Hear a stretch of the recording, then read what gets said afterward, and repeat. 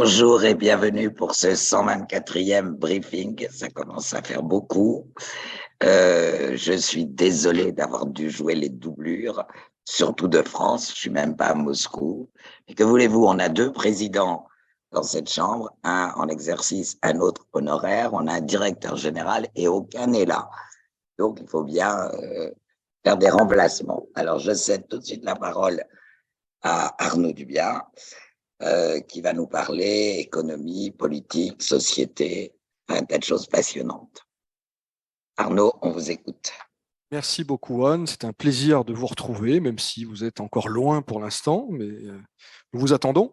Quelques mots d'économie, en effet, quelques mots sur le yuan, la devise chinoise, qui en février a été la monnaie étrangère qui a fait l'objet des volumes les plus importants à la bourse de Moscou devant le dollar et l'euro. Donc c'est encore un signal de la dédollarisation de l'activité économique extérieure de la Russie et de la montée en puissance du vecteur oriental, disons des choses comme cela. Un chiffre, celui du chômage, qui est à son niveau le plus bas, 3,6%, avec cependant un bémol.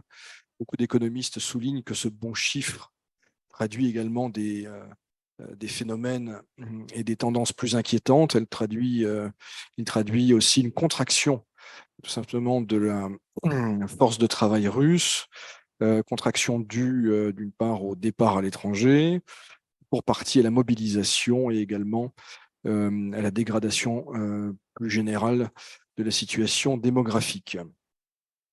Encore deux chiffres pour compléter mon propos aujourd'hui. Les ventes de véhicules légers qui ont reculé de 42% en février en glissement annuel.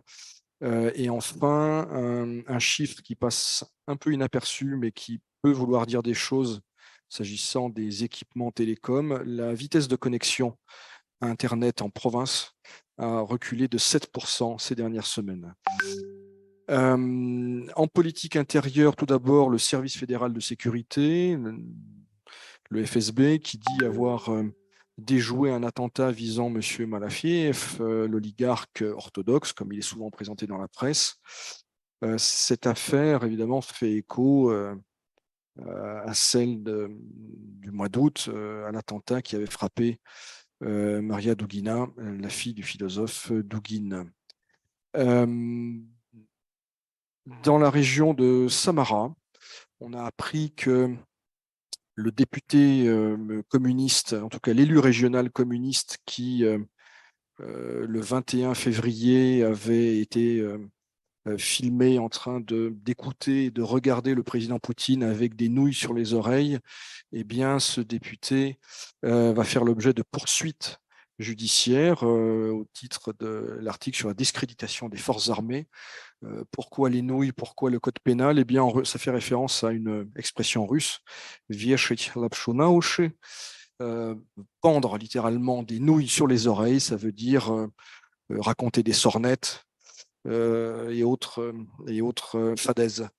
Enfin, un dernier mot sur Saint-Pétersbourg et la création d'un club des petits Wagner, la filiale jeunesse donc de la compagnie de sécurité privée de M. Prigogine, qui accueille d'ores et déjà une soixantaine d'adhérents, de jeunes garçons. Voilà un petit peu l'ambiance à la veille du 8 mars en Russie. D'abord, comment est-ce que vous expliquez le recul de 7% de la connexion Internet en province? On va rester prudent, mais il est possible que certains opérateurs russes aient des difficultés pour s'approvisionner normalement en équipement. On sait que les Finlandais, en particulier Nokia et d'autres, étaient très présents, ils se sont retirés du marché. Il n'est pas certain que les Chinois, dans l'immédiat, fournissent tout ce dont les opérateurs russes ont besoin. En tout cas, c'est un signal faible pour l'instant, mais à suivre. Et puis une autre question de ma part, ces petits Wagner. D'abord, je constate qu'il n'y a que des petits garçons, ce qui en Occident choque un peu, dans la mesure où tout est maintenant mixte. Je ne suis et pas certain d'autres, que ce soit le plus choquant dans cette histoire. je ne pense pas non Et je ne plus. suis pas certain non plus que la musique soit au centre de leur formation. Ça, je ne pense pas. Mais ils font quoi dans ce club? Il s'agit d'un club d'éducation patriotique. Donc, voilà, je Vous n'ai n'en pas le savez pas détail du plus. programme, Mais mais vous ne encore une vous êtes fois, pas inscrit au Petit Wagner. j'ai passé l'âge, si j'ose dire. Euh, J'ai une question d'ailleurs tout de suite. La jeunesse wagnérienne serait un concurrent de la jeune armée? Point d'interrogation. Non, parce que là, on parle en l'occurrence de très jeunes garçons qui ont 7-8 ans. Voilà, donc il faut voir par ailleurs si ça va prendre de l'ampleur ou pas. Mais je pense qu'on est plutôt dans une phase de communication. On sait que M. Prigogine fait feu de tout bois, si j'ose dire. Il faut qu'il fasse parler de lui et voilà, il investit un nouveau créneau, l'éducation patriotique des très jeunes garçons.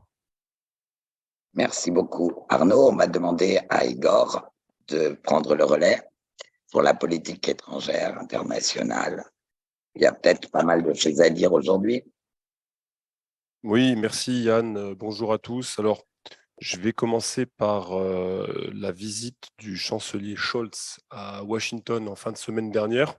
En fait, ça va être assez rapide parce que jusqu'à présent, j'ai pas trouvé vraiment grand-chose d'intéressant à raconter sur le bilan de cette visite. Le communiqué de la Maison-Blanche est vraiment laconique, quelques lignes pour dire des généralités. Évidemment, ils ont évoqué le sujet ukrainien en long, en large et en travers, les relations économiques, la sécurité, etc. Mais une fois de plus, c'est un communiqué très laconique. La seule information qui, à mon avis, est intéressante, c'est le fait que M. Biden et Scholz ont passé en réalité 1 heure en tête-à-tête, que tous les deux, sans la présence de leurs aides de camp, sans traducteur. Et c'est là qu'en réalité, c'est là qu'on trouve le cœur de cette visite, des sujets qui ont été abordés. Mais une fois encore, une fois de plus, on ne sait pas vraiment. Enfin, j'ai rien trouvé de très, vraiment très palpitant autour de cette rencontre. Donc, à suivre. Alors, en revanche, ce qui était intéressant, c'est l'effet de contraste par rapport à une autre visite. C'est une image qui m'a sauté, je dirais, à l'esprit, en quelque sorte. Celle de Angela Merkel à Washington pour aller voir Barack Obama, donc deuxième administration Obama, en février 2015. Et j'ai retrouvé des titres de la presse de l'époque. Alors, c'était drôle parce que c'était donc un tout autre contexte. Je vous prends un titre, c'est celui du Point. Obama n'exclut pas d'armer l'Ukraine, on est en février 2015. Obama n'exclut pas d'armer l'Ukraine, Merkel lui présente un plan de paix. Voilà. C'était l'époque où il y avait donc une offensive dans le Donbass et où l'armée ukrainienne était mise complètement en déroute et où les Américains souhaitaient armer les Ukrainiens et les Européens ne disaient surtout pas on va dans le mur, on va plutôt essayer de calmer le jeu. Et on a eu ensuite les accords de Minsk II, le protocole, etc. etc.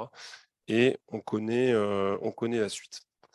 Deuxième information, alors c'est Wall Street Journal qui explique qu'il y aurait une idée partagée au sein des soutiens européens de l'Ukraine de proposer à Kiev un pacte de défense en échange de l'ouverture de discussions avec la Russie. Autrement dit, comme moyen de pression, ou alors en tout cas comme moyen incitatif pour l'Ukraine à reprendre des discussions avec la Russie, eh bien, les Européens seraient prêts à mettre dans la balance cette idée de pacte de défense. Alors, on ne sait pas encore ce qu'il y a derrière. Je rappelle que c'est un sujet qu'on a évoqué au long de nos séminaires depuis maintenant. On est au 124e, tu l'as rappelé, Anne.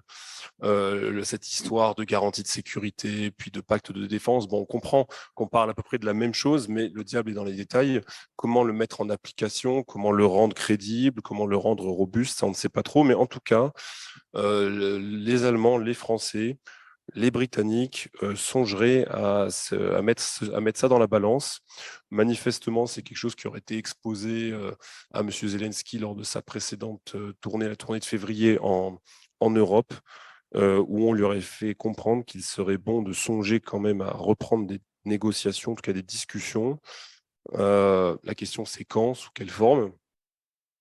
Et donc je dirais pour l'inciter à aller dans cette direction, il y aurait cette idée de pacte de défense qui serait mis dans la balance. Mais je rappelle que le chancelier Scholz, dont j'ai parlé en première nouvelle, a expliqué encore ce week-end que il y a des garanties de sécurité qui devront être fournies, qui serait donc assorti à un dialogue pour sortir de cette crise, mais pour l'instant, d'après lui, le temps de ce dialogue et de ces discussions n'est pas encore venu.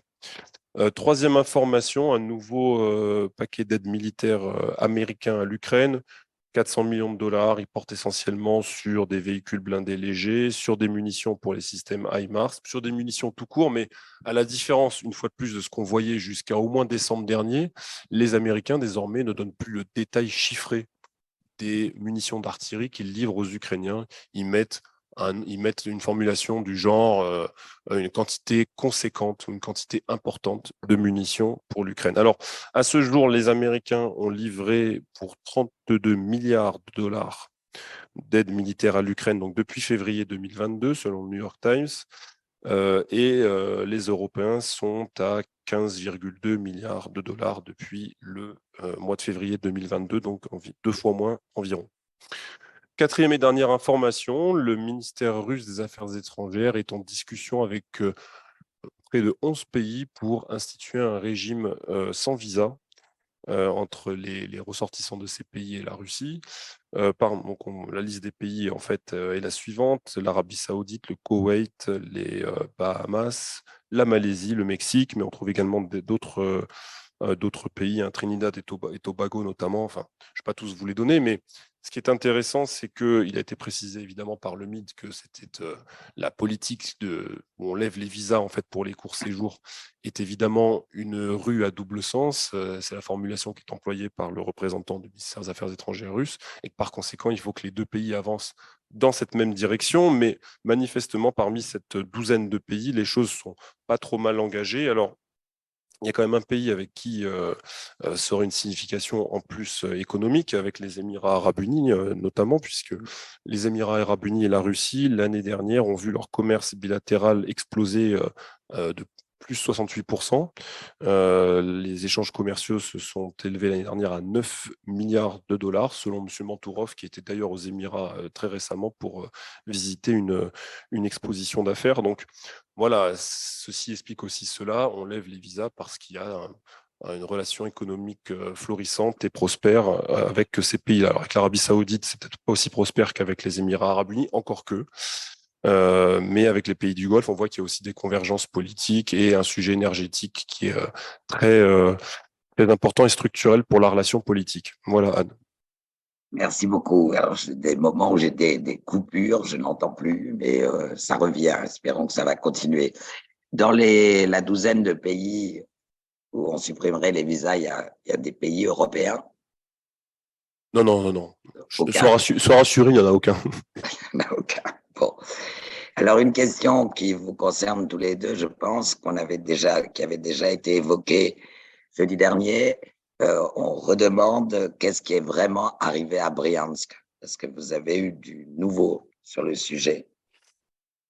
Pour autant qu'on puisse le savoir, encore une fois, il y a eu une incursion plus limitée que ce dont il était question dans un premier temps. Hein. Je redis ici qu'il y a eu un emballement médiatique jeudi en fin de matinée. On a parlé d'une prise d'otage à très grande échelle qui faisait écho évidemment à ce qu'on avait pu vivre dans les années 95. On se souvient de Bassaïev, l'hôpital de Boudione, qu'en fait, c'est pas ça qui s'est passé.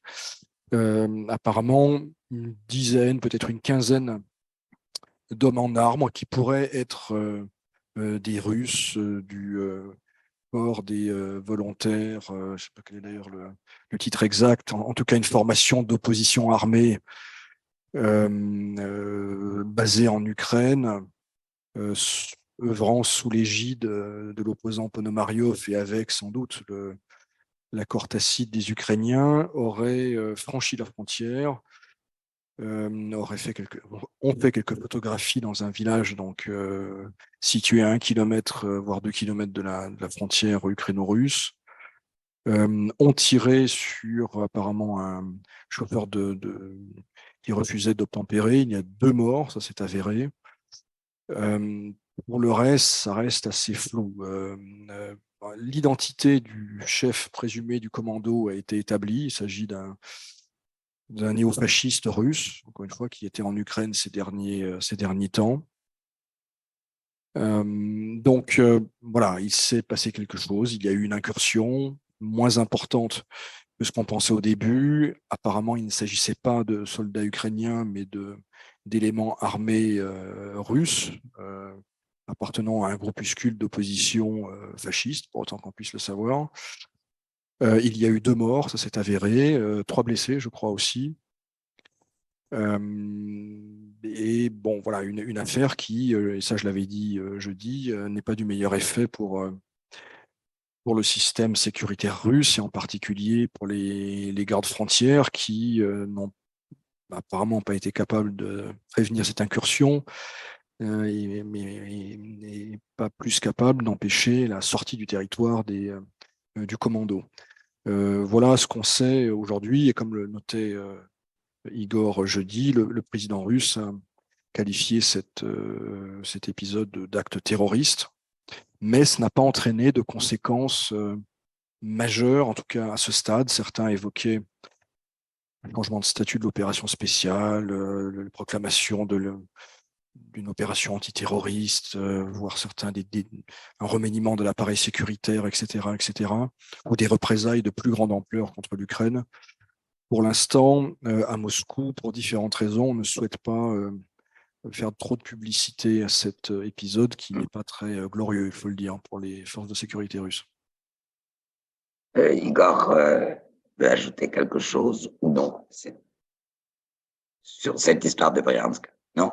Alors, quelqu'un nous confirme un ralentissement des connexions Internet du côté de Novosibirsk, mais précise que c'était surtout le cas en novembre et décembre.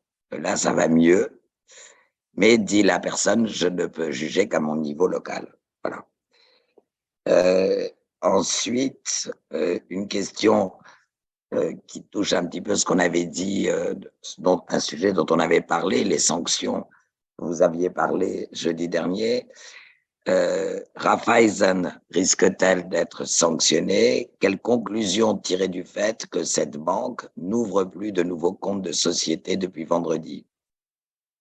Alors c'est une nouvelle effectivement qu'il faut suivre de près. Je rappelle que Raiffeisen, c'est une banque autrichienne, c'est l'une des dernières banques occidentales présentes et actives en Russie qui, par la force des choses, assure un flux de transactions entre la Russie et le monde occidental de plus en plus important, puisque beaucoup d'acteurs, faute d'autres options, y ouvrent des comptes ou font transiter de l'argent par cette banque.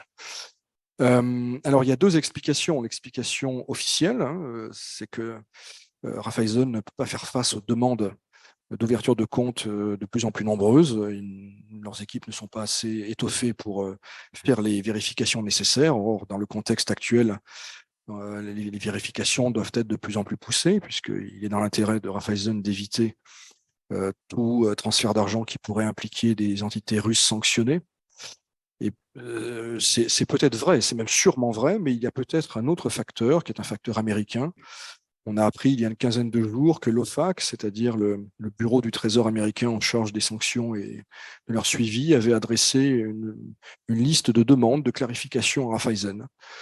Quelque chose d'assez important, et certains y voient un signal adressé à Raiffeisen, le signal étant de lever le pied, entre guillemets, en Russie, voire peut-être de mettre la clé sous la porte si Raiffeisen veut éviter des sanctions américaines. En tout cas, c'est quelque chose qui, sûrement à l'esprit des dirigeants de cette banque, et sûrement également dans les intentions des Américains. Pour Raiffeisen, le choix n'est pas simple, puisque la Russie, alors je n'ai pas les chiffres précis en tête, mais c'est au moins 50% de leur activité. Donc il ne s'agit pas, si Raiffeisen renonce à la Russie, c'est plus que se départir d'une branche d'activité, d'une petite filiale. Là, c'est peut-être mettre en cause l'existence même de la banque. Donc c'est une décision qui officiellement ne se pose pas, mais qui, le cas échéant, poserait un très gros problème à Raiffeisen. Est-ce que ça poserait un problème politique avec l'Autriche? Je n'en suis pas sûr. Encore une fois, je crois que les choses sont allées tellement loin que se brouiller avec le gouvernement autrichien n'est pas une considération qui entre en ligne de compte au département d'État ou au département du Trésor. Donc oui, il faut suivre ça de près. Je pense qu'il y a des pressions américaines sur les Autrichiens qui par ailleurs, si j'ose dire, avaient un lourd passif aux yeux de Washington. C'était les partisans les plus chauds du Nord Stream 1 et Nord Stream 2, par exemple. Donc oui, on ne peut pas exclure que Raiffeisen soit amené à lever le pied, voire à prendre des décisions que cette structure ne souhaite pas prendre. On n'en est pas là aujourd'hui, mais quand l'OFAC vous demande des clarifications, ce n'est jamais anodin. Ça ferait un sérieux vide, parce que quand même, Raiffeisen, on le voit beaucoup, la banque, en Russie. Oui, et surtout, c'est l'une des dernières fenêtres sur l'Europe, pour paraphraser Pierre Legrand. Absolument. Une question, alors on passe à tout autre sujet. Je n'ai pratiquement pas d'autres questions. Donc, si vous avez des interrogations, n'hésitez pas à nous envoyer des messages. On me dit que beaucoup de personnes des pays de l'Asie centrale quittent la Russie. Est-ce que vous confirmez? De manière purement empirique, non, moi, j'ai pas vraiment ce sentiment-là. Mais une fois de plus, c'est vraiment empirique et je ne suis pas beaucoup déplacé non plus à travers le pays ces derniers temps, donc je ne peux pas tellement comparer, mais je vois pas, j'ai pas vraiment ce sentiment-là. Mais peut-être qu'il y a d'autres personnes qui auront d'autres points de vue ou d'autres sentiments. Ce qui peut peut-être donner cet effet en effet d'optique, c'est notamment sur les chauffeurs de taxi, parce que les chauffeurs de taxi sont très souvent des personnes effectivement du Caucase ou d'Asie centrale.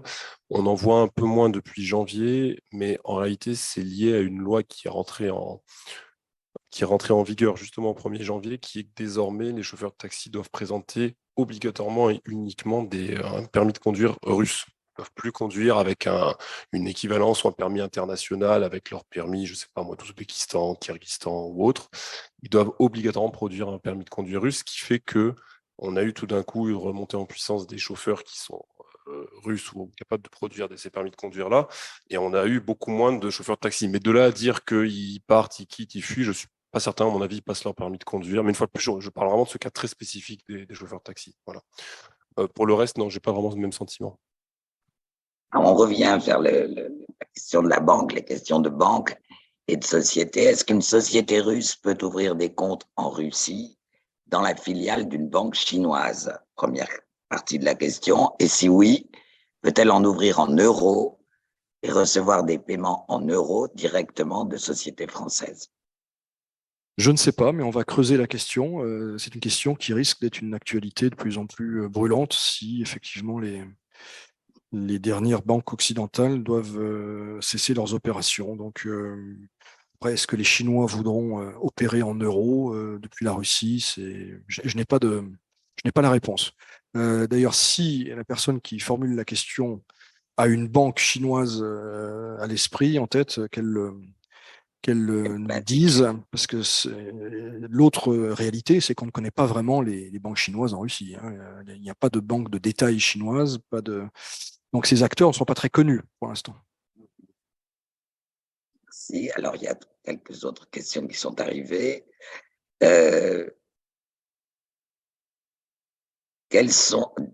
On revient sur la question sur le problème de l'Ukraine. L'Ukraine peut-elle entrer dans l'Europe en plein conflit, ou bien un accord doit-il être trouvé avant? Ça, je pense que c'est pour Igor. Ça, on en revient à la question justement des moyens qui pourraient servir, qui sont potentiellement envisagés pour faire comprendre aux Ukrainiens que le tout militaire, c'est une chose, mais qu'à un moment donné, il faut aussi envisager, aussi douloureuses soient-elles, des discussions avec les Russes. Et là, en gros, il y a deux leviers, c'est évidemment l'OTAN et l'Union européenne. Alors l'OTAN, je l'ai évoqué tout à l'heure, l'idée, c'est effectivement la perspective d'un pacte de défense ou à minima de la livraison d'armes plus sophistiquées. C'est notamment les Britanniques et le Premier ministre Rishi Sunak qui expliquent qu'il faudra mettre ce point à l'agenda des discussions du prochain sommet de l'OTAN en juin, et de faire en gros miroiter aux Ukrainiens la perspective de livraison de matériel, peut-être pas en quantité, mais en qualité supérieure. On a vu qu'avec les quantités, il y a des problèmes d'ailleurs parfois qui se posent, hein, notamment sur les munitions, mais en tout cas en qualité, un matériel supérieur pour aussi les pousser à peut-être être plus compréhensifs à l'égard de perspectives de discussion avec la Russie. Et le deuxième point, c'est évidemment la perspective d'une adhésion de l'Ukraine à l'Union européenne. Et ça, on en parlait dès le printemps dernier, dès le mois de mars dernier, quand les délégations russes et ukrainiennes se rencontraient à Istanbul pour discuter d'un cessez-le-feu. Il y avait cette perspective effectivement d'une voie vers l'adhésion pour l'Ukraine, l'adhésion à l'Union européenne pour l'Ukraine, qui était mise dans la balance afin de les inciter à jouer le jeu des négociations. Bon, ces négociations, on connaît ce qu'il en est advenu, mais il y a toujours cette idée-là, et cette idée-là semble plus actualité que jamais. En tout cas, responsable, dont le nom m'échappe, de l'Union européenne expliquait que dès 2023, on pourrait commencer à aborder certaines discussions avec l'Ukraine à ce sujet-là. Et les Ukrainiens, ils se comptent bien que d'ici la fin de la décennie, d'ici 2030, être dans les 27, donc dans les 28. Donc en tout cas, c'est des choses qui sont discutées. Alors la question qui est posée, c'est est-ce que c'est alors qu'on peut envisager une adhésion alors qu'il y a un conflit ouvert? Moi, j'ai quand même du mal à l'imaginer. Surtout si on a une fois de plus cette idée de faire de cette adhésion espèce de moyen d'incitatif, on ne va pas laisser le conflit s'enquister. Et alors la question après, c'est une fois qu'on est arrivé à, je dirais, à un cessez-le-feu, il faut qu'il soit suffisamment robuste, il faut qu'il y ait ensuite un accord politique, il ne faut pas que cela reparte sur un conflit dans 2, 3, 4 ans. Et c'est ça le vrai défi, surtout si entre-temps, il y a entre guillemets un fast-track qui est offert à l'Ukraine pour qu'elle rentre dans l'Union européenne rapidement, puisqu'une fois de plus, à l'échelle d'une adhésion européenne, 4, 5, 6 ans, c'est très rapide.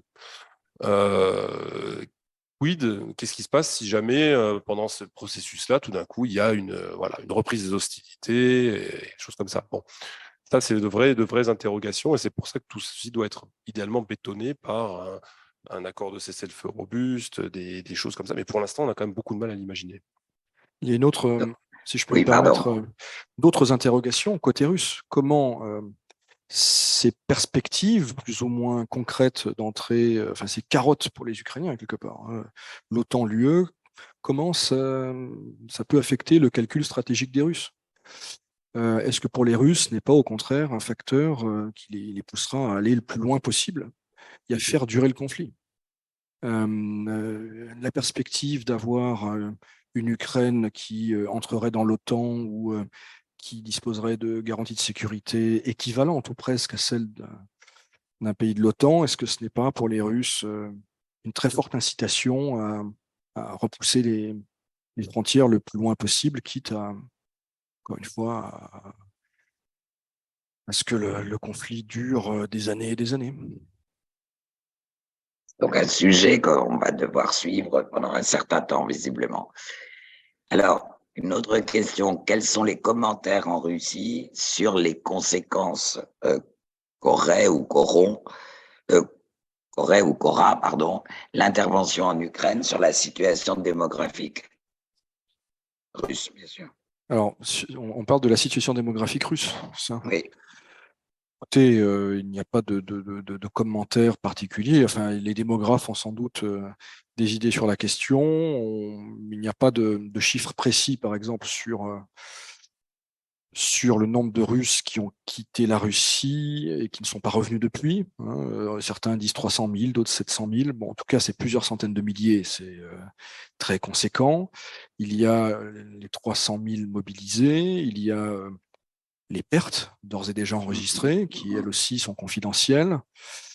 Et puis, il y a, je le rappelle, les conséquences du Covid, qui sont, dès avant l'intervention militaire en Ukraine, une catastrophe démographique de première ampleur. Donc, la situation démographique en Russie sera très dégradée après le conflit en Ukraine. Elle l'est déjà en réalité, mais on peine à prendre la mesure et à avoir une image précise parce que ce n'est pas figé, ce n'est pas définitif.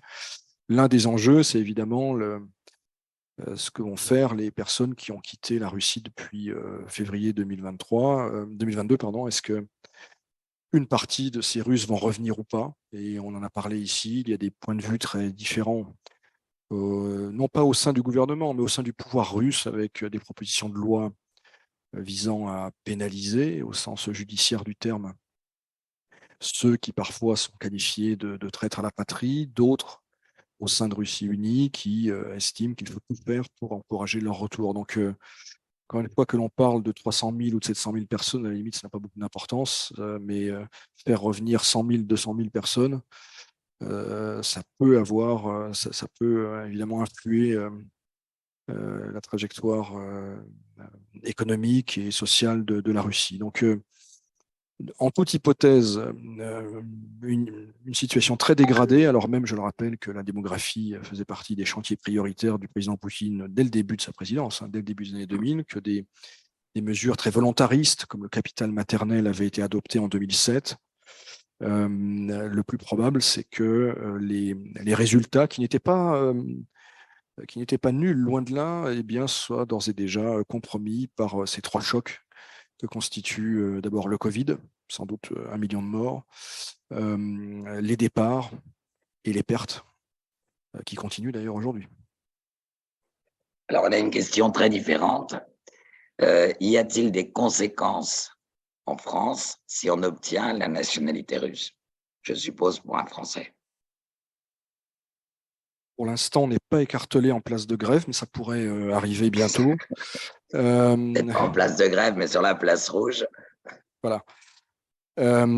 Écoutez, pour l'instant, non, mais en tout cas, je n'ai pas connaissance de dispositions législatives en France sur le sujet.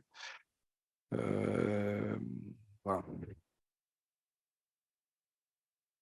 Merci, il y a certaines professions pour lesquelles c'est déconseillé. Voilà. Parfait. Merci beaucoup de votre réponse. Je crois que nous n'avons pas d'autres questions, donc je donne rendez-vous surtout à Igor et Arnaud jeudi prochain. Je vous rappelle que les briefings ont lieu les lundis et les jeudis à 17h30 heure de Moscou, 15h30 heure de Paris. Et puis, vous avez la hotline sur laquelle vous pouvez nous suivre, la newsletter, et la CCIFR reste à vos côtés. Tenez bon, comme nous essayons tous de tenir bon. Bonne soirée.